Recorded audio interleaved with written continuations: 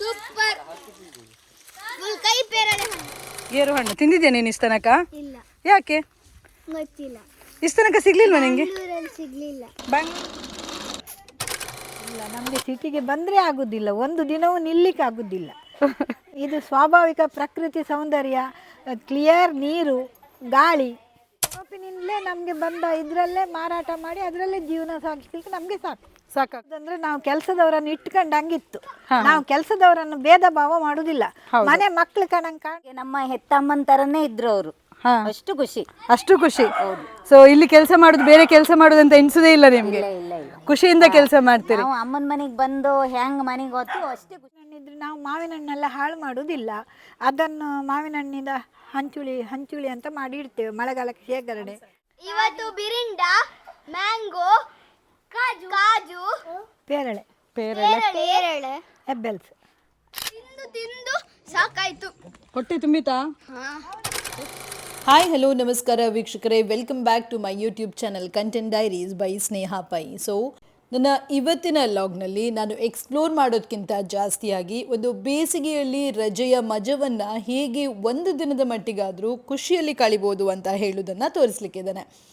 ಬೇಸಿಗೆಯ ರಜಾ ಅಂತ ಹೇಳಿದ ಕೂಡಲೇ ನಮಗೆ ನೆನಪಾಗುವಂಥದ್ದು ಅಜ್ಜಿ ಮನೆ. ಸೊ ಸಡನ್ನಾಗಿ ಅಜ್ಜಿ ಮನೆಗೆ ಬಂದ ಎಲ್ಲ ಮಕ್ಕಳನ್ನ ಒಟ್ಟಾಗಿ ನಾವು ಹೊರಟಿದ್ದು ದೊಡ್ಡ ಅಜ್ಜಿಯ ಮನೆಗೆ. ನಮ್ಮ ದೊಡ್ಡಜ್ಜಿಯ ಮನೆ ಇರುವಂಥದ್ದು ಒಂದು ಚಿಕ್ಕ ಹಳ್ಳಿಯಲ್ಲಿ. ನಮಗೆ ಇಲ್ಲಿಗೆ ಹೋಗುದು ಅಂತ ಹೇಳಿದರೆ ಬಹಳಷ್ಟು ಖುಷಿ. ಹಾಗಿರುವಾಗ ಈ ಹಳ್ಳಿ ಯಾವುದು ಗೊತ್ತಾ?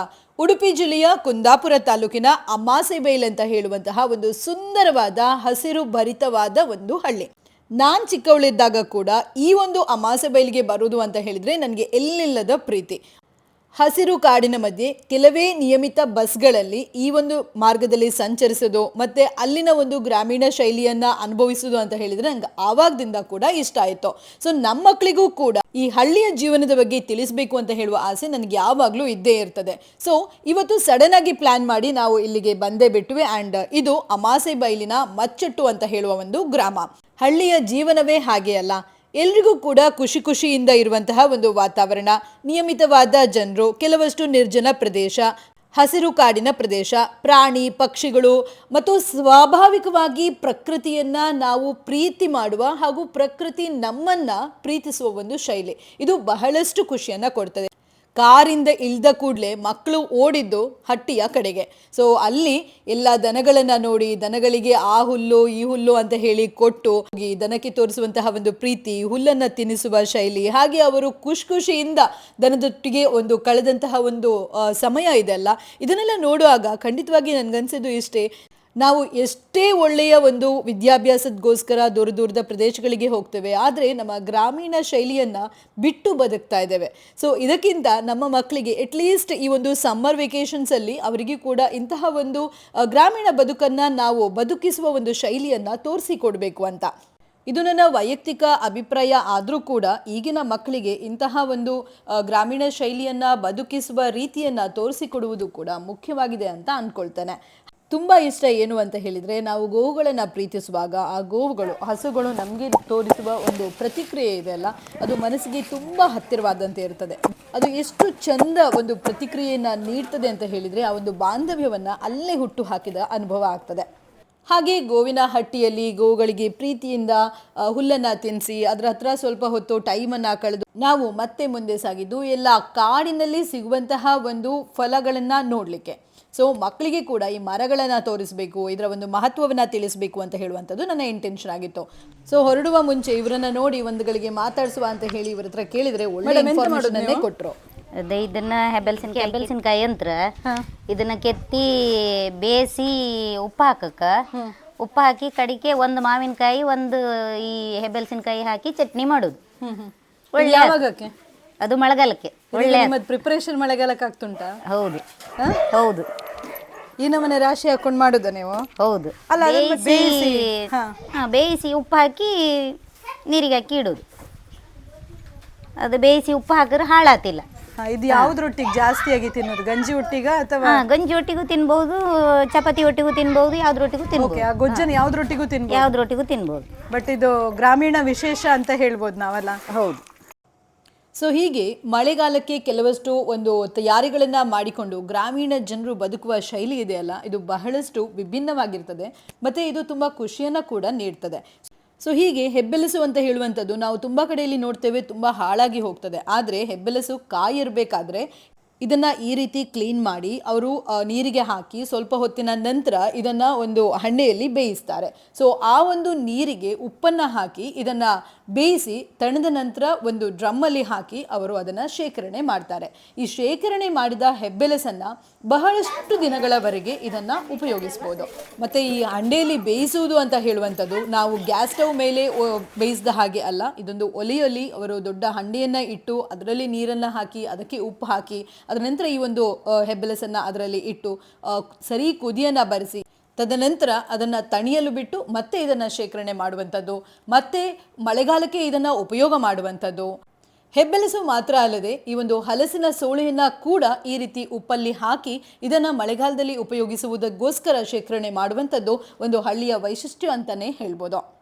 ಬಟ್ ನನಗಂತೂ ಹೆಬ್ಬೆಲಸಿನ ಗೊಜ್ಜು ಪದಾರ್ಥವನ್ನು ತಿನ್ನೋದಕ್ಕಿಂತ ಹೆಚ್ಚಾಗಿ ಹೆಬ್ಬೆಲಸನ್ನು ಹಣ್ಣಾದಾಗ ತಿನ್ನೋದು ಅಂತ ಹೇಳಿದರೆ ತುಂಬ ಇಷ್ಟ. ಆ್ಯಂಡ್ ಇದರ ಟೇಸ್ಟ್ ಅಂತೂ ಹುಳಿ ಸಿಹಿಯ ಒಂದು ಸಖತ್ತಾಗಿರ್ತದೆ. ಒಂದು ಸಲ ಇದನ್ನು ಟೇಸ್ಟ್ ಮಾಡಿದವರು ನೆಕ್ಸ್ಟ್ ಇಯರ್ ಈ ಸೀಸನ್ಗೆ ಖಂಡಿತ ಕಾಯ್ತಾ ಇರ್ತಾರೆ. ಆ್ಯಂಡ್ ನಾನು ಕೂಡ ಅವರಲ್ಲಿ ಒಬ್ಬಳು. ಸೊ ಚಿಕ್ಕದಿರುವಾಗ ತಿಂದ ಟೇಸ್ಟಿಂದ ಇವತ್ತಿನವರೆಗೆ ಈ ಸೀಸನ್ಗೆ ಹೆಬ್ಬೆಲಸಿಗಾಗಿ ಕಾಯ್ತಾ ಇರ್ತೇನೆ. ಸೊ ಇಷ್ಟೆಲ್ಲ ಆದಮೇಲೆ ನಾವು ನಡೆದದ್ದು ತರಕಾರಿ ತೋಟದ ಕಡೆಗೆ.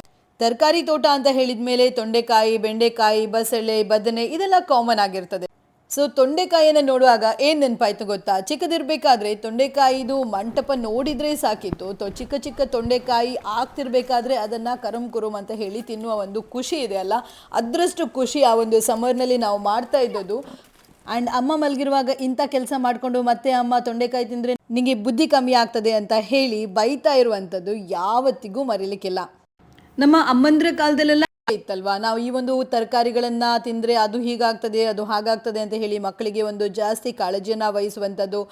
ಮತ್ತು ಪ್ರತಿಯೊಂದರಲ್ಲೂ ಕೂಡ ಮನೆಯಲ್ಲಿ ಬೆಳೆದ್ರೂ ಕೂಡ ಅವ್ರಿಗೆ ಆ ಒಂದು ಗಿಡಮೂಲಿಕೆ ಇರ್ಬೋದು ಅಥವಾ ಯಾವುದೇ ಒಂದು ತರಕಾರಿಯ ಒಂದು ವೈಶಿಷ್ಟ್ಯಗಳು ತಿಳಿದಿರ್ತಾ ಇದ್ವು ಮತ್ತು ಅದನ್ನು ನಾವು ಫಾಲೋ ಕೂಡ ಮಾಡ್ತಿದ್ವಿ.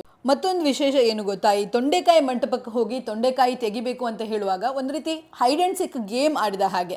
ಒಂದ್ಸಲ ತೊಂಡೆಕಾಯಿನ ತೆಕ್ಕೊಂಡು ಮುಂದೆ ಹೋಗ್ತಾ ಇದ್ರೆ ಅಲ್ಲಿ ತೊಂಡೆಕಾಯಿ ಇಲ್ಲ, ಖಾಲಿ ಆಯಿತು, ನಾವೆಲ್ಲ ತೆಕ್ಕೊಂಡು ಬಂದಿದ್ದೀವಿ ಅಂತ ಹೇಳಿ ಎಣಿಸಿದ್ರೆ ಮತ್ತೊಂದು ಅಷ್ಟು ತೊಂಡೆಕಾಯಿಗಳು ಆ ಎಲೆಯ ಮರೆಯಲ್ಲಿ ಇರುವಂಥದ್ದು. ಆ್ಯಂಡ್ ನಮಗೆ ಅದು ಮತ್ತೆ ಸಿಗುವಾಗ ಆಗುವ ಖುಷಿ ಇದೆಯಲ್ಲ, ಆ್ಯಂಡ್ ಕೈ ತುಂಬ ನಾವು ಆ ತೊಂಡೆಕಾಯಿಯನ್ನು ತಗೊಂಡು ಬಂದು ನೋಡಿ ನಮಗೆ ಇಷ್ಟು ಸಿಕ್ಕಿದೆ ಅಂತ ಹೇಳುವ ಒಂದು ಖುಷಿ ಕೂಡ ಅದೊಂದು ರೀತಿಯ ಗೇಮ್ ಆಡಿದ ಒಂದು ಅನುಭವ ಆಯಿತಾ, ತುಂಬಾ ಖುಷಿಯನ್ನು ಕೊಡ್ತಾ ಇತ್ತು.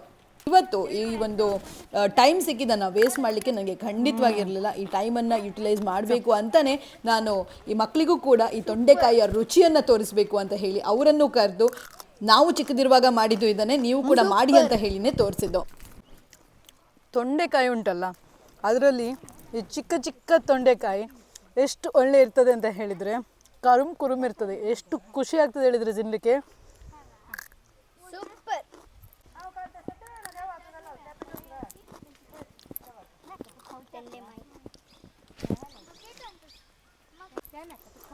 ಹೀಗೆ ಎಲ್ಲಿಯಾದರೂ ನಮ್ಮ ಊರಲ್ಲಿ ಅಂದರೆ ಸಿಟಿಯಲ್ಲಿ ಇರಬೇಕಾದ್ರೆ ನಮಗೆ ಇಂಥ ಅವಕಾಶ ಸಿಗ್ತದಾ? ಖಂಡಿತ ಸಿಗೋದಿಲ್ಲ. ಸೊ ಸಿಕ್ಕಿದ ಅವಕಾಶವನ್ನೇ ಯಾವಾಗಲೂ ಮಿಸ್ ಮಾಡ್ಕೊಳ್ಬಾರ್ದು. ಸೊ ಬನ್ನಿ ಬನ್ನಿ.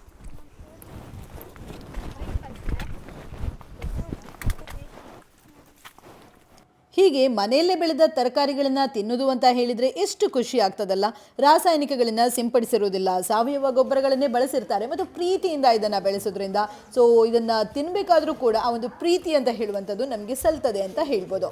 ಅಷ್ಟೇ ಅಲ್ಲ, ಇಲ್ಲಿನ ಒಂದು ಬದನೆಕಾಯಿ ಇರ್ಬೋದು, ಬಸಳೆ ಇರ್ಬೋದು, ಬೆಂಡೆಕಾಯಿ ಮತ್ತು ತೊಂಡೆ, ಹಾಗೆ ಬಹಳಷ್ಟು ತರಕಾರಿಗಳು ಇಲ್ಲಿದ್ವು. ಮತ್ತು ಕುಂಬಳಕಾಯಿ, ಇಬ್ಬುಡ್ಲ ಅಂತ ಹೇಳ್ತೇವೆ, ಇದನ್ನು ಕೂಡ ಇವರು ಬೆಳೆದಿದ್ರು. ಆ್ಯಂಡ್ ಎಲ್ಲದಕ್ಕೆ ಕೂಡ ನಿಜವಾಗಿ ಹೇಳಬೇಕು ಅಂತ ಹೇಳಿದರೆ ಅದು ಒಂದು ಮಣ್ಣಿನ ಫಲವತ್ತತೆಯಿಂದನೇ ಬೆಳೀತಾ ಇರುವಂಥದ್ದು. ಆ್ಯಂಡ್ ಅದಕ್ಕೆ ಸ್ವಲ್ಪ ಒಂದು ಸೆಗಣಿ ಗೊಬ್ಬರವನ್ನು ಅವರು ಹಾಕಿರ್ಬೋದು, ಬಿಟ್ಟರೆ ಯಾವುದೇ ರೀತಿಯ ಕೆಮಿಕಲ್ಸನ್ನು ಬಳಸಿಲ್ಲ.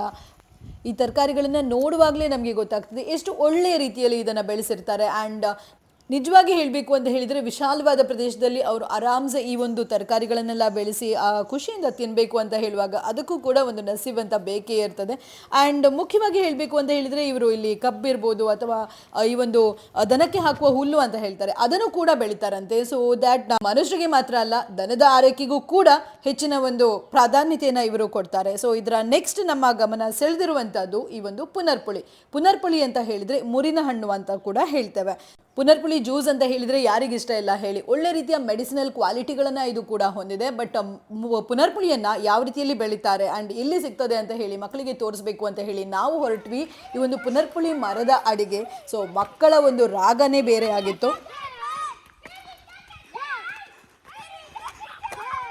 ಪುನರ್ಪುಳಿ ಅಥವಾ ಮುರಿನ ಹಣ್ಣನ್ನು ನಾವು ಬಿರಿಂಡ ಹಣ್ಣು ಅಂತ ಕೂಡ ಕರಿತೇವೆ. ಸೊ ಬಿರಿಂಡ ಹಣ್ಣನ್ನು ತೆಗೆಯುವ ಖುಷಿಯಲ್ಲಿ ಹೊರಟ ಮಕ್ಕಳಿಗೆ ಅವರು ಫಸ್ಟ್ ನೋಡಿದ್ದು ಮಾವಿನ ಮರದ ಬುಡ. ಸೊ ಅಲ್ಲಿ ಕೂಡ ತುಂಬ ಮಾವಿನ ಹಣ್ಣು ಬಿದ್ದಿತ್ತು.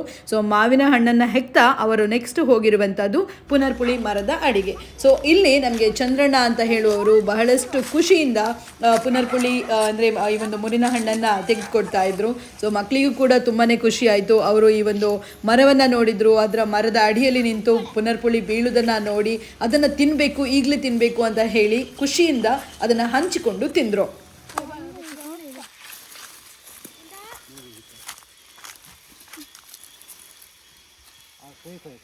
ನಾವು ಎಷ್ಟೇ ಹಣ್ಣನ್ನು ಮನೆಗೆ ಬಂದು ತಗೊಂಡು ತಿಂದರೂ ಕೂಡ ಮರದಡಿಯಲ್ಲೇ ನಿಂತು ಆ ಹಣ್ಣನ್ನು ಸವಿತೇವಲ್ಲ, ಆ ಒಂದು ರುಚಿನೇ ಬೇರೆ ಆಗಿರ್ತದೆ. ಆ್ಯಂಡ್ ಅದು ಆ ಒಂದು ಫ್ರೆಶ್ ಫೀಲಿಂಗ್ ಇರ್ತದಲ್ಲ, ಅದು ಎಷ್ಟು ಖುಷಿಯನ್ನು ಕೊಡ್ತದೆ ಅಂತ ಹೇಳಿದರೆ ಅದನ್ನು ಹೇಳ್ಕೊಳ್ಳಿಕ್ಕೆ ಆಗೋದಿಲ್ಲ. ಆ್ಯಂಡ್ ಇಲ್ಲಿ ಮಕ್ಕಳಂತೂ ತುಂಬ ಖುಷಿಪಟ್ಟರು. ಇವನೊಬ್ಬ ಧೂಮ ಬಿರಿಂಡದು ಗೆಲ್ಲ ಹಿಡ್ಕೊಂಡು ಬಂದಿದ್ದಾನೆ. ಎಷ್ಟಿದೆ ನೋಡಿ. ಅಷ್ಟೇ ಅಲ್ಲ, ನಾನು ಕೂಡ ಈ ಹಣ್ಣನ್ನು ಆ ಮರದಡಿಯಲ್ಲೇ ನಿಂತು ತಿಂದು ತೋರಿಸ್ಬೇಕು ಅಂತ ಹೇಳೋದು ಇವರ ಆಸೆ ಕೂಡ ಆಗಿತ್ತು. ಸೊ ಅವರೊಟ್ಟಿಗೆ ನನಗೂ ತಿನ್ನಲಿಕ್ಕೆ ತುಂಬಾ ಖುಷಿ ಆಯಿತು. ಹೀಗೆ ಚಂದ್ರಣ್ಣ ನಮಗೆ ಪುನರ್ಪುಳಿಯನ್ನು ತೆಗೆದುಕೊಟ್ರು. ಆ್ಯಂಡ್ ನಾವು ಕೂಡ ಅಲ್ಲೇ ಸ್ವಲ್ಪ ಹಣ್ಣನ್ನು ತಿಂದು ಮತ್ತೆ ಮಿಕ್ಕಿದ ಹಣ್ಣುಗಳನ್ನು ಬ್ಯಾಗ್ನಲ್ಲಿ ಹಾಕಿ ತಗೊಂಡು ಬಂದ್ವಿ. ಮತ್ತು ನೆಕ್ಸ್ಟ್ ನಮ್ಮ ಬೇಟೆ ಇದ್ದದ್ದು ಮಾವಿನ ಹಣ್ಣಿನ ಬೇಟೆ. ಸೊ ಮಾವಿನ ಹಣ್ಣು ಇವರ ಅಂಗಳದಲ್ಲೇ ಕೈಗೆಟುಕುವ ಒಂದು ಸ್ಥಳದಲ್ಲೇ ಇತ್ತು. ಸೊ ನಾವೇನು ಮಾಡಿದ್ವಿ ಅಂತ ಹೇಳಿದರೆ ಫಸ್ಟ್ ಯಾವುದಾದ್ರೂ ಒಂದು ಮಾವಿನ ಹಣ್ಣನ್ನು ಟೇಸ್ಟ್ ಮಾಡುವ ಅಂತ ಹೇಳಿಕೊಂಡು ಒಂದು ಮರದಡಿಯಲ್ಲಿ ನಿಂತರೆ ಇಲ್ಲಿ ಬಗೆ ಬಗೆಯ ತಳಿಯ ಮಾವಿನ ಹಣ್ಣುಗಳನ್ನು ಇವರು ಹಾಕಿರೋದ್ರಿಂದ ತುಂಬಾ ಮಾವಿನ ಹಣ್ಣು ಇತ್ತು. ಬಟ್ ನಮಗೆ ಮಾವಿನ ಮರದಿಂದ ನಾವೇ ಮಾವಿನ ಹಣ್ಣನ್ನು ತೆಗೆದು ಅದನ್ನು ಟೇಸ್ಟ್ ಮಾಡಬೇಕು ಅಂತ ಹೇಳುವ ಒಂದು ಆಸೆ. ಸೊ ನಾನು ಮತ್ತು ನನ್ನ ಅಕ್ಕನ ಮಗಳು ಇದನ್ನು ಟ್ರೈ ಮಾಡುವ ಅಂತ ಹೇಳಿಕೊಂಡು ನಮ್ಮ ಕೈಯಿಂದನೇ ಒಂದು ಮಾವಿನ ಹಣ್ಣನ್ನು ತೆಗೆದು ನಾವು ಟೇಸ್ಟ್ ಮಾಡಿದ್ವಿ. ನೋಡಿ, ಕೈಗೆಟ್ಕುವ ಮಾವಿನ ಹಣ್ಣಿದ್ರೂ ಕೂಡ ಎಟಕದಿದ್ದ ಮಾವಿನ ಹಣ್ಣಿನ ಕಡೆಗೆ ಒಲವು ಜಾಸ್ತಿ ನಮಗೆ. ಸೊ ಅದರಲ್ಲಿ ಕೂಡ ಯಾವುದು ಒಳ್ಳೇದಿದೆ, ಅದರಲ್ಲಿ ದೊಡ್ಡದು ಯಾವುದಿದೆ, ಇದೇ ಎಲ್ಲ ಹುಡುಕುವಂಥದ್ದು. ಸೊ ಇದೊಂದು ಕಾಮನ್. ಅಂತೂ ಚೆಂದ ಇರುವ ಒಂದು ಮಾವಿನ ಹಣ್ಣು ನನಗೆ ತಿನ್ನಬೇಕು ಅಂತ ಹೇಳುವ ಆಸೆ ಪ್ರತಿಯೊಬ್ಬರಿಗೂ ಇರ್ತದೆ. ಆ್ಯಂಡ್ ನಾವು ಕೂಡ ಹಾಗೆ ಹಂಚಿಕೊಂಡು ಎಲ್ಲರೂ ಒಟ್ಟಾಗಿ ಈ ಮಾವಿನ ಹಣ್ಣನ್ನು ಸವಿದ್ವಿ. ಏನೇ ಹೇಳಿ, ಮಾವಿನ ಹಣ್ಣನ್ನು ಮರದಿಂದ ಕೊಯ್ದು ಅಲ್ಲೇ ನಿಂತ್ಕೊಂಡು ಟೇಸ್ಟ್ ಮಾಡೋದಿದೆಯಲ್ಲ, ಅದು ಒಂದು ರೀತಿಯ ಪರಿಮಳನೇ ಬೇರೆ ಇರ್ತದೆ. ಆ ಒಂದು ಸ್ವಾದ ಏನಿದೆ ಅದು ನಮ್ಮನ್ನು ನಿಜವಾಗಿ ಇನ್ನೂ ತಿನ್ನಬೇಕು ಅಂತ ಹೇಳುವ ಆಸೆಯನ್ನೇ ಕೊಡ್ತದೆ. ಸೊ ಇದು ಯಾವಾಗಿದ್ರೂ ಕೂಡ ಮೆಮೊರೇಬಲ್ ಆಗಿರ್ತದೆ. ಇದಿಷ್ಟು ಮಾವಿನ ಹಣ್ಣನ್ನು ತಿಂದು ಮುಗಿಸ್ತಾ ಇದ್ದಂತೆ ಚಂದ್ರಣ್ಣನ ಕೈಯಲ್ಲಿ ನೋಡಿದರೆ ಏನು ನೋಡಿ, ಹಲಸಿನ ಹಣ್ಣು ತೊಗೊಂಡು ಬರ್ತಾ ಇದ್ದಾರೆ. ಆ್ಯಂಡ್ ಅವರು ಸರಿ ಅದನ್ನು ಪ್ಯಾಕ್ ಮಾಡಿ ತಗೊಂಡು ಹೋಗಲಿಕ್ಕೆ ರೆಡಿ ಮಾಡ್ತಾ ಇದ್ದಾರೆ. ಅಂದರೆ ಬೇರೆ ಯಾರಿಗೂ ಅಲ್ಲ, ನಮಗೆ ಕೊಡಲಿಕ್ಕೆ ಈ ಒಂದು ಹಲಸಿನ ಕಾಯಿಯನ್ನು ಗಟ್ಟಿ ಕಟ್ತಾ ಇದ್ದಾರೆ. ಅಷ್ಟರೊಳಗೆ ನಮ್ಮ ಕಣ್ಣು ಹಾಯಿಸಿದ್ದು ಮಾತ್ರ ನಾವು ಈ ಗೇರು ಬೀಜದ ಕಡೆಗೆ. ತುಳಸಿ ಕಟ್ಟೆಯ ಮುಂದೆ ಈ ಗೇರು ಬೀಜವನ್ನು ಒಣಗಿಸಿದ್ರು. ಸೊ ಗೇರು ಮರ ಎಲ್ಲಿದೆ, ಮಕ್ಕಳಿಗೆ ಇದನ್ನು ತೋರಿಸ್ಬೇಕು ಅಂತ ಹೇಳಿಕೊಂಡು ಚಂದ್ರಣ್ಣ ಕೆಲಸ ಮಾಡ್ತಾ ಇರುವಾಗ ಸ್ವಲ್ಪ ಡಿಸ್ಟರ್ಬ್ ಮಾಡಿದ್ವಿ. ಸೊ ಚಂದ್ರಣ್ಣ ಅದನ್ನು ಕೆಲಸವನ್ನು ಬಿಟ್ಟು ಬನ್ನಿ ಏನು ಬೇಜಾರಿಲ್ಲ, ನನಗೆ ಕರ್ಕೊಂಡು ಹೋಗ್ತೀನಿ ನಿಮಗೆ ಅಂತ ಹೇಳಿಕೊಂಡು ಈ ಒಂದು ದೊಡ್ಡ ದೋಂಟಿಯನ್ನು ಹಿಡ್ಕೊಂಡು ನಡೆದೇ ಬಿಟ್ಟರು. ಸೊ ನಾನು ಮಕ್ಕಳನ್ನೆಲ್ಲರನ್ನೂ ಕರ್ಕೊಂಡು ಹೋಗಿರುವಂಥದ್ದು ಈ ಒಂದು ಗೇರು ಹಣ್ಣಿನ ಮರದ ಕೆಳಗೆ. ಗೇರನ್ ತಕೊಳ್ಳಿಕ್ಕೆ ಹೋಗುವ? ಗೇರನ್ ಬೇಕಾ ನಿಮಗೆ? ಹೌದು. ಅಣ್ಣ ಗೇರನ್ ಬೇಕಾ? ಹೋಗೋಣ.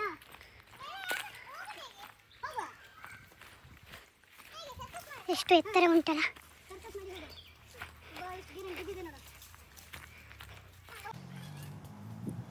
ನೋಡಿ ನಮ್ಮ ಚಂದ್ರಣ್ಣನ ಎಷ್ಟೊಂದು ಉತ್ಸಾಹದಿಂದ ಬಂದವರಿಗೆ ಎಂಥದೇ ಆಗಲಿ ಗೇರಹಣ್ಣು ಸಿಕ್ಕಿದ್ದನ್ನು ಕೊಡಲೇಬೇಕು ಅಂತ ಹೇಳುವ ಒಂದು ಆಸೆಯಿಂದ ಪಾಪ ತುಂಬಾ ಹುಡುಕಾಡಿ ಕೆಲವಷ್ಟು ಗೇರಹಣ್ಣನ್ನು ಒಟ್ಟು ಮಾಡ್ಕೊಂಡು ಬಂದರು. ಅದರಲ್ಲಿ ಕೆಲವು ಪಕ್ಷಿಗಳು ತಿಂದಿರ್ತದೆ, ಸೊ ಅದನ್ನು ನಾವು ಪುನಃ ತಿನ್ಲಿಕ್ಕೆ ಆಗೋದಿಲ್ಲ.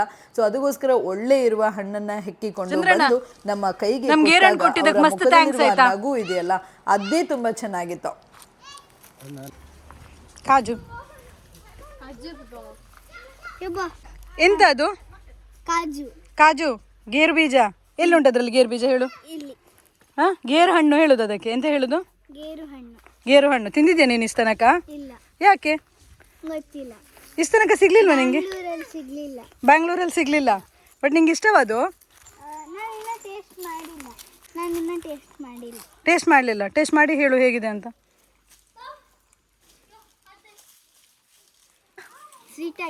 ಸ್ವೀಟ್ ಆಗಿದೆ. ಹಾಗೆ ತಿನ್ನೋದೇ ಅಲ್ಲ ಅದು ಆ್ಯಕ್ಚುಲಿ. ಅದು ಮಾವಿನಕಾಯಿ ಅಲ್ಲ, ಹಾಗೆ ಗೇರಹಣ್ಣು ತಿನ್ನಲಿಕ್ಕೆ. ಗೇರಹಣ್ಣು ತಿನ್ನಬೇಕಾದ್ರೆ ನೀನು ಸ್ವಲ್ಪ ಮುಂದೆಯಿಂದ ತಿನ್ನಬೇಕು. ನಿನ್ನ ಡ್ರೆಸ್ ಮೇಲೆ ಬಿದ್ದರೆ ಕಲೆ ಆಗ್ತದೆ, ಆಯಿತಾ? ಹಾಂ, ಹೀಗೆ ಬಗ್ಗಿಸಿ ತಿನ್ನು. ಹಾಗೆ ಕರೆಕ್ಟ್. ಓಕೆ, ಚೂಪು ಬೇಕದನ್ನು. ಅದರ ಜ್ಯೂಸನ್ನು ಕುಡಿಬೇಕಲ್ಲೇ, ಗೊತ್ತಾಯ್ತಾ? ಹೇಗುಂಟು? ಸಖತ್ತಾಗುಂಟಾ? ಫಸ್ಟ್ ಟೈಮ್ ತಿನ್ನೋದು ನೀನು? ಗೇರಹಣ್ಣು ತಿನ್ನೋದು ಫಸ್ಟ್ ಟೈಮಾ? ವಾರೇ ವಾ. ಹೀಗೆ ನಮ್ಮ ಸುಂದ್ರಿಗೆ ಗೇರಹಣ್ಣನ್ನು ತಿನ್ನಲಿಕ್ಕೆ ಕಲಿಸ್ಕೊಂಡು ಮುಂದೆ ಬರುವಾಗ ನೋಡಿದ್ದು ಬಾಳೆ ತೋಟ. ಬಾಳೆ ತೋಟದಲ್ಲಿ ಬಾಳೆಗೊನೆಗಳು ಬಹಳಷ್ಟು ಇದ್ದರೂ ಕೂಡ ದೊಡ್ಡ ತೋಟಕ್ಕೆ ಹೋಗದೆ ಚಿಕ್ಕ ತೋಟದಲ್ಲೇ ನಾವು ಕೆಲವಷ್ಟು ಬಾಳೆಗೊನೆಗಳನ್ನು ಮಕ್ಕಳಿಗೆ ತೋರಿಸಿ ಅದರಿಂದ ಅವರಿಗೆ ತಿಳಿಸಿದ್ವಿ ಬಾಳೆ ಗಿಡಗಳು ಹೇಗಿರ್ತವೆ. ಸೊ ಇಲ್ಲಿ ಬಾಳೆ ಹಣ್ಣುಗಳನ್ನು ಯಾವ ಟೈಮಲ್ಲಿ ಕಟ್ ಮಾಡ್ತಾರೆ, ಎಷ್ಟು ಬೆಳಿಬೇಕಾಗ್ತದೆ, ಇದನ್ನೆಲ್ಲ ತೋರಿಸ್ಕೊಂಡು ಮುಂದೆ ನಮ್ಮ ಬೇಟೆಯ ನೆಕ್ಸ್ಟ್ ಮರ ಪೇರಳೆ ಮರ. ಸೊ ಗ್ವಾವ ಹೇಳೋದನ್ನು ಬಿಟ್ಟರೆ ನಮ್ಮ ಮಕ್ಕಳಿಗೆ ಪೇರಳೆ ಅಂತ ಹೇಳಲಿಕ್ಕೂ ಕೂಡ ಬಂದಿರಲಿಲ್ಲ. ಸೊ ಪೇರಳೆ ಹಣ್ಣನ್ನು ನಾವು ಬೇಕು ಅಂತ ಹೇಳಿ ನೋಡುವಾಗ ಇಲ್ಲಿ ಅಣ್ಣನ ಮಗ ಇದ್ದ, ಅವನು ಪೇರಳೆ ಮರವನ್ನೇ ಹತ್ಕೊಂಡು ಮರದಲ್ಲೇ ಬೆಳೆದ ಮರದಲ್ಲೇ ಹಣ್ಣಾದ ಪೇರಳೆ ಹಣ್ಣನ್ನು ನಮಗೆ ಕೊಡಬೇಕು ಅಂತ ಹೇಳಿ ಭಾರಿ ಒಂದು ಸರ್ಕಸ್ ಮಾಡಿಕೊಂಡು ಕೆಲವಷ್ಟು ಪೇರಳೆ ಹಣ್ಣುಗಳನ್ನು ತೆಗೆದುಕೊಟ್ಟ. ಬಟ್ ನಮ್ಮ ಮಕ್ಕಳಿಗೆ ಮತ್ತೊಂದು ಖುಷಿಯಾಗಿದ್ದು ಏನು ಗೊತ್ತಾ? ಪೇರಳೆ ಹಣ್ಣನ್ನು ಇವರು ಈ ರೀತಿ ತೆಗೆಯುವುದನ್ನು ನೋಡಿದರು, ಬಟ್ ಮರ ಹತ್ತುಕೊಂಡು ಪೇರಳೆ ಹಣ್ಣನ್ನು ತೆಗೆಯುವುದಿದೆಯಲ್ಲ, ಅದಂತೂ ನಮ್ಮ ಮಕ್ಕಳಿಗೆ ಗೊತ್ತೇ ಇರಲಿಲ್ಲ. ಸೊ ಮರ ಹತ್ತುವುದನ್ನೇ ನೋಡಿ ವಾವ್ ಅಂತ ಹೇಳಿ ಬೊಬ್ಬೆ ಹೊಡಿಲಿಕ್ಕೆ ಶುರು ಮಾಡಿದರು. ಇದರಲ್ಲೂ ಕೂಡ 2 ತಳಿಯ ಪೇರಳೆ ಹಣ್ಣುಗಳಿದ್ವು. ಇದನ್ನ ಕೂಡ ಮುಗಿಸ್ಕೊಂಡು ಮತ್ತೆ ಮುಂದೆ ಸಾಗಿದ್ದು. ಬಟ್ ಇಲ್ಲಿಗೆ ನಾವು ಹಣ್ಣುಗಳನ್ನ ತಿನ್ನುವ ಕೆಲಸವನ್ನ ಮುಗಿಸಿದ್ವಿ. ಯಾಕಂತ ಹೇಳಿದ್ರೆ ಹೇಳ್ತಾನೆ ನೋಡಿ, ಇವ ಸಾಕಾಯ್ತು. ಹೊಟ್ಟೆ ತುಂಬಿತಾ? ಎಷ್ಟು ತುಂಬಿತು? ಫುಲ್. ಇನ್ನು ಊಟ ಮಾಡಲ್ಲ ನಾನು. ಹೀಗೆ ತೋಟವನ್ನೆಲ್ಲ ಸುತ್ತಾಡಿಕೊಂಡು ಬೇರೆ ಬೇರೆ ರೀತಿಯ ಹಣ್ಣುಗಳನ್ನು ಸವಿತಾ ನಾವು ಅಂದಿನ ಒಂದು ದಿನವನ್ನು ಬಹಳಷ್ಟು ಖುಷಿಯಿಂದ ಕಳೆದ್ವಿ. ಆ್ಯಂಡ್ ಇವರ ಮುಖ್ಯ ಉತ್ಪತ್ತಿ ಇಲ್ಲಿ ಏನು ಅಂತ ಹೇಳಿದರೆ ಅಡಿಕೆ ತೋಟ. ಸೊ ಅಡಿಕೆ ತೋಟಕ್ಕೆ ಹೋಗಿ ಅಲ್ಲಿ ಬೇರೆ ಬೇರೆ ಬಗೆಯ ಮತ್ತಷ್ಟು ಹಣ್ಣುಗಳನ್ನು ಅದರ ಮಧ್ಯದಲ್ಲಿ ನೆಟ್ಟಿದ್ದಾರೆ ಕೂಡ. ಸೊ ಅದನ್ನು ನೋಡಲಿಕ್ಕೆ ಪುರ್ಸೋದು ಕೂಡ ಇರಲಿಲ್ಲ, ಆವಾಗಲೇ ಕತ್ಲಾಗ್ತಾ ಬರ್ತಾ ಇತ್ತು. ಸೊ ಮಕ್ಕಳನ್ನೆಲ್ಲ ನಾವು ಅಲ್ಲಿಂದನೇ ಅಡಿಕೆ ತೋಟವನ್ನು ಮತ್ತೊಮ್ಮೆ ನಿಮಗೆ ಕರ್ಕೊಂಡು ಹೋಗ್ತೇವೆ ಅಂತ ಹೇಳುವ ಒಂದು ಭರವಸೆಯನ್ನು ಕೊಟ್ಟು ಕರ್ಕೊಂಡು ಬಂದ್ವಿ. ಸೊ ಇಷ್ಟೆಲ್ಲ ಹಣ್ಣುಗಳನ್ನು ನಾವು ತಿಂದ್ಕೊಂಡು ಖುಷಿಯಿಂದ ಮನೆಯ ಅಂಗಳಕ್ಕೆ ಬರುವಾಗ ಇವರು ಮಾಡಿದ್ದೇನು ಗೊತ್ತಾ? ಇಷ್ಟೆಲ್ಲ ನಾವು ತಿಂದ ಎಲ್ಲ ಹಣ್ಣುಗಳನ್ನು ಮತ್ತಷ್ಟು ಶೇಖರಿಸಿ ಮತ್ತಷ್ಟು ರೆಡಿ ಮಾಡಿ ಅದನ್ನು ಒಂದು ಚೀಲಕ್ಕೆ ಹಾಕಿ ರೆಡಿ ಮಾಡಿ ಇಟ್ಟು ನಮ್ಮ ಕಾರಿಗೆ ಹಾಕಲಿಕ್ಕೆ ಇವರು ರೆಡಿಯಾಗಿದ್ದರು. ಸೊ ಹಳ್ಳಿಯ ಜನರಿಗೆ ಈ ಒಂದು ವಿಷಯದಲ್ಲಿ ದೊಡ್ಡ ಸಲಾಮನ್ನು ಕೊಡಲೇಬೇಕು. ಯಾಕಂತ ಹೇಳಿದರೆ ಅವರಿಗೆ ಬೇರೆಯವರಿಗೆ ಕೊಡೋದು ಅಂತ ಹೇಳಿದರೆ ಅಷ್ಟೊಂದು ಖುಷಿ ಇರ್ತದೆ. ಸೊ ನಮಗೂ ಕೂಡ ತಗೊಂಡು ಹೋಗಲಿಕ್ಕೆ ತರಕಾರಿಗಳನ್ನು, ಹೆಬ್ಬೆಲಸು, ಹಲಸು, ಮಾವಿನ ಹಣ್ಣು, ಮೊರಿನ ಹಣ್ಣು ಎಲ್ಲವನ್ನು ಕೂಡ ರೆಡಿ ಮಾಡಿ ಕರೆಕ್ಟಾಗಿ ನೀಟ್ ಮಾಡಿ ಪ್ಯಾಕ್ ಮಾಡಿ ಕೊಟ್ಟಿದ್ದರು. ಸೊ ಖುಷಿ ಆಯಿತು. ಎನಿವೇಸ್ ಎಲ್ಲ ರೀತಿಯ ಹಣ್ಣು ಹಂಪಲುಗಳನ್ನು ಒಮ್ಮೆ ತಿಂದಾಗೂ ಆಯಿತು, ಮನೆಗೆ ತಗೊಂಡು ಬಂದು ಮತ್ತಷ್ಟು ದಿನ ತಿನ್ನುವ ಒಂದು ಭಾಗ್ಯವನ್ನು ಕೊಟ್ಟರು. ಸೊ ಇಲ್ಲಿ ಇಷ್ಟೆಲ್ಲ ಮಾಡುವಾಗ ಇವರನ್ನೂ ಕೂಡ ಒಮ್ಮೆ ಮಾತಾಡಿಸುವ ಅಂತ ಹೇಳುವ ಆಸೆ ಆಯಿತು. ಇವರು ನಗ್ತಾ ಮಾಡುವ ಕೆಲಸ ಇದೆಯಲ್ಲ, ಅದಕ್ಕೆ ಮಾತ್ರ ಬೆಲೆ ಕಟ್ಟಲಿಕ್ಕೆ ಸಾಧ್ಯನೇ ಇಲ್ಲ. ಸೊ ಇಲ್ಲಿಯ ಎಲ್ಲ ಕೆಲಸದವರನ್ನು ಕೂಡ ಆ್ಯಂಡ್ ನಮ್ಮ ತೋಟದ ಒಡತಿಯನ್ನು ಒಮ್ಮೆ ಮಾತಾಡಿಸುವ ಅಂತ ಹೇಳಿ ಕರೆದ್ವಿ. ಸೊ ನೋಡಿ ಅವ್ರು ಏನು. ಮೇಡಮ್ ನಮಸ್ತೆ. ನಮಸ್ತೆ ಮೇಡಮ್, ಹೆಸರು ಹೇಗೆ ನಿಮ್ಮದು? ಲಕ್ಷ್ಮೀ ಬಾಳಿಗ. ಲಕ್ಷ್ಮೀ ಬಾಳಿಗ. ನೀವು ಎಷ್ಟು ವರ್ಷದಿಂದ ಇಲ್ಲಿ ಬಂದು ಈ ಎಲ್ಲ ತೋಟದ ಕೆಲಸವನ್ನು ನೋಡ್ಕೊಳ್ತಾ ಇದ್ದೀರಾ? ನಾವು 1980 ಅಂದರೆ 45 ವರ್ಷ ಆಯಿತು. 45 ವರ್ಷದಿಂದ ಈ ತೋಟದ ಒಂದು ಉತ್ಪಾದನೆ ಇರ್ಬೋದು, ತೋಟವನ್ನು ನೋಡ್ಕೊಳ್ಳೋದು, ಇದೇ ಖುಷಿಯಾ ನಿಮಗೆ? ನಮಗೆ ತುಂಬ ಖುಷಿ. ತುಂಬಾ ಖುಷಿ ಅಲ್ಲ. ಈಗ ಎಲ್ಲರೂ ಕೂಡ ಒಂದು ಸಿಟಿಗೆ ಬಂದು ಸೆಟ್ಲ್ ಆಗುವ ಅಂತ ಹೇಳಿ ಪ್ಲಾನ್ ಮಾಡ್ತಾರೆ. ಅದು ಕೂಡ ನಿಮ್ಮ ಏಜನ್ನು ನೋಡುವಾಗಲೇ ಗೊತ್ತಾಗ್ತದೆ, ಹಿರಿಯರು ಕೂಡ ನೀವು. ಹಾಗಿರುವಾಗ ನಿಮಗೆ ಸಿಟಿಗೆ ಬಂದು ಸ್ವಲ್ಪ ದಿವಸ ಇರಬೇಕು, ಅಲ್ಲಿಯ ಒಂದು ಜೀವನವನ್ನ ನೀವು ಸವಿಬೇಕು ಅಂತ ಹೇಳುವ ಆಸೆ ಆಗ್ಲಿಲ್ವಾ? ಇಲ್ಲ, ನಮಗೆ ಸಿಟಿಗೆ ಬಂದರೆ ಆಗೋದಿಲ್ಲ, ಒಂದು ದಿನವೂ ನಿಲ್ಲಿಕ್ಕೆ ಆಗೋದಿಲ್ಲ. ಇದು ಸ್ವಾಭಾವಿಕ ಪ್ರಕೃತಿ ಸೌಂದರ್ಯ, ಕ್ಲಿಯರ್ ನೀರು, ಗಾಳಿ ಎಲ್ಲ ಸಿಗ್ತದೆ. ಅಲ್ಲಿ ವಾಯುಮಾಲಿ ಅದೆಲ್ಲ ಬೇಡ ಅಂತ ನಾವು ಸೆಟ್ಲ್ ಇಲ್ಲೇ ಮಾಡ್ಕೊಂಡಿದ್ದೇವೆ. ಹಳ್ಳಿಯ ಜೀವನವೇ ನಿಮಗೆ ತುಂಬಾ ಖುಷಿ ಕೊಡ್ತದೆ. ಹೌದು. ಹಾಗಿರುವಾಗ ನೀವು ನಿಮ್ಮ ತೋಟದಲ್ಲಿ ಯಾವೆಲ್ಲ ಒಂದು ಹಣ್ಣುಗಳನ್ನ ಹಂಪಲುಗಳನ್ನ ನೀವು ಬೆಳೀತಾ ಇದ್ದೀರಾ? ನಾವು ಮಾವು, ಹಲಸು, ಮತ್ತೆ ಮೇಯ್ನ್ ನಮ್ಮದು ಅಡಿಕೆ. ಅಡಿಕೆ. ಸೊ ಅಡಿಕೆಯ ಉತ್ಪಾದನೆಯೇ ಮುಖ್ಯವಾಗಿರ್ತದೆ. ಇದು ನಿಮ್ಮ ಜೀವನೋತ್ಪತ್ತಿಯ ಒಂದು ಅಂಗ ಅಂತ ಹೇಳ್ಬೋದು. ಸೊ ಅಡಿಕೆಯ ಉತ್ಪತ್ತಿಯಿಂದ ಯಾವ ರೀತಿಯಲ್ಲಿ ಒಬ್ರು ಜೀವನವನ್ನ ನಡೆಸಬಹುದು ಅಂತ ಹೇಳುವುದಕ್ಕೆ ನಮ್ಗೆ ಏನಾದ್ರೂ ಒಂದು ಹೇಳ್ಬೋದಾ? ಅಡಿಕೆ ಕ್ರೋಪಿನಿಂದಲೇ ನಮಗೆ ಬಂದ ಇದರಲ್ಲೇ ಮಾರಾಟ ಮಾಡಿ ಅದರಲ್ಲೇ ಜೀವನ ಸಾಗಿಸ್ಲಿಕ್ಕೆ ನಮಗೆ ಸಾಕಾಗ್ತದೆ. ಯಾಕೆಂದ್ರೆ ಅಡಿಕೆ ತೋಟ ಅಂತ ಹೇಳುವಂಥದ್ದು ಮೇಂಟೈನ್ ಮಾಡಲಿಕ್ಕೆ ಅಷ್ಟು ಸುಲಭ ಉಂಟು ಅಂತ ನಾನು ಎಣಿಸೋದಿಲ್ಲ. ನಿಮಗೆ ಎಷ್ಟೋ ವರ್ಷಗಳ ಒಂದು ಅಭಿರುಚಿ ಇರ್ಬೋದು, ಆಸಕ್ತಿ ಇರ್ಬೋದು, ನಿಮ್ಮ ಉತ್ಸಾಹ ಇರ್ಬೋದು, ಇದು ನಿಮ್ಮನ್ನು ಇಲ್ಲಿ ತನಕ ತಂದು ನಿಲ್ಲಿಸಿದೆ. ಹಾಗಿರುವಾಗ ಅಡಿಕೆಯ ಒಂದು ತೋಟದಲ್ಲಿ ಕೆಲಸ ಮಾಡಲಿಕ್ಕೆ ಜನರು ಸಿಗ್ತಾರಾ, ಅಥವಾ ಈಗಿನ ಕಾಲದಲ್ಲಿ ನಮಗೆ ಕೆಲಸದವರು ಸಿಗ್ತಾರಾ ಅಡಿಕೆಯ ಕೆಲಸವನ್ನ ಮಾಡಲಿಕ್ಕೆ? ಮತ್ತೆ ಒಂದು ಹೇಳುದಂದ್ರೆ, ನಾವು ಕೆಲಸದವರನ್ನು ಇಟ್ಕೊಂಡು ಹಂಗಿತ್ತು. ನಾವು ಕೆಲಸದವರನ್ನು ಭೇದ ಭಾವ ಮಾಡುದಿಲ್ಲ. ಮನೆ ಮಕ್ಳು ಕಣಂಗೆ ಕಾಣೋದ್ರಿಂದ ನಮ್ಮ ಮನೆಗೆ ಕೆಲಸದವರ ತೊಂದರೆ ಇಷ್ಟೊತ್ತಿಗಿಲ್ಲ. ಅಂದ್ರೆ ಕೆಲಸದವರು ಅಂತ ಹೇಳಿ ನೀವು ನೋಡುದಿಲ್ಲ, ನಿಮ್ಮ ಮನೆಯವರು ತರ ನೀವು ನೋಡ್ಕೊಳ್ತೀರಿ. ಅಂತಲೇ ನಾವು ಎಣಿಸ್ಕೊಂಡು ಅವ್ರ ಹತ್ರ ಮಾಡಿಸ್ಕೊಳ್ತೇವೆ. ಹಾಗೆ ಅವರು ಒಳ್ಳೆ ರೀತಿಯಲ್ಲಿ ನಿಮ್ಮೊಟ್ಟಿಗೆ ಇರ್ತಾರೆ, ತೋಟದ ಕೆಲಸವನ್ನ ಮಾಡ್ಲಿಕ್ಕೆ ನಿಮ್ಗೆ ಸಹಾಯವನ್ನ ಮಾಡ್ತಾರೆ. ಹೌದು.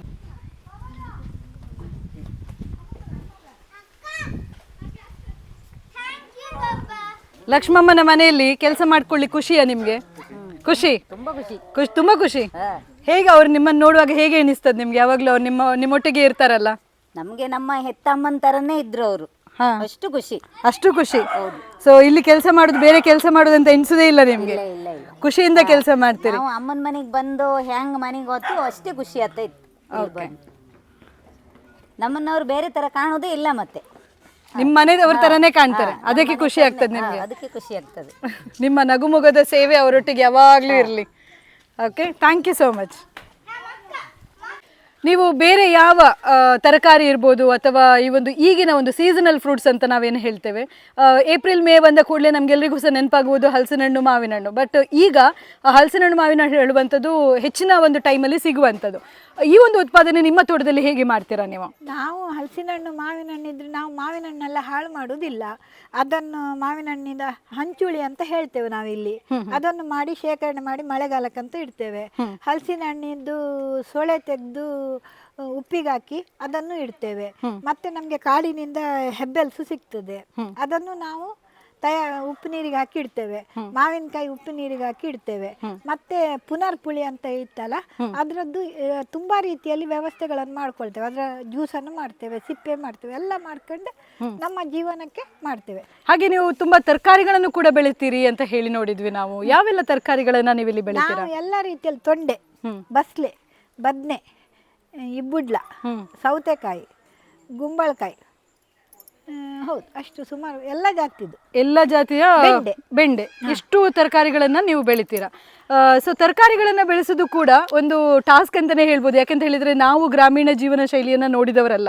ಹಾಗಿರುವಾಗ ಗ್ರಾಮೀಣ ಜೀವನಕ್ಕೆ ಬಂದಾಗ ಇದು ಕೆಲವರಿಗೆ ಅದು ಸುಲಭ ಅಂತ ಎಣಿಸ್ಬೋದು, ಬಟ್ ನಮ್ಗೆ ಅದು ಸುಲಭ ಅಂತ ಎಣಿಸೋದೇ ಇಲ್ಲ.